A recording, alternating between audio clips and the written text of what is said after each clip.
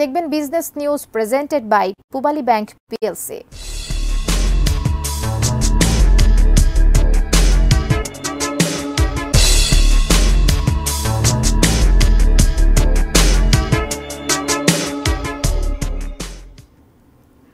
প্রায় ৮ বছরেও দূষণমুক্ত হয়নি চামড়া শিল্পনগরী, তাই মিলছে না আন্তর্জাতিক মানের স্বীকৃতি। এমন বাস্তবতায় রপ্তানিতে পিছিয়ে বাংলাদেশ। কোরবানির পশুর চামড়া সংগ্রহে প্রস্তুত সাভারের চামড়া শিল্পনগরী।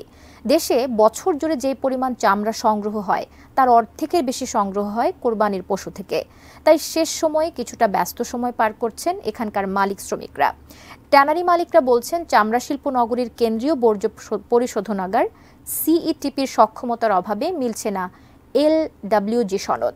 ফলে ক্ষতিগ্রস্ত হচ্ছেন তারা, যার সুবিধা নিচ্ছে অন্য দেশগুলো। অর্থনীতি বিশ্লেষকরা বলছেন, রপ্তানির সুযোগ কাজে লাগাতে ট্যানারিগুলোর বৈশ্বিক মানদণ্ড পূরণে এলডব্লিউজি সনদ অর্জনের বিকল্প নেই।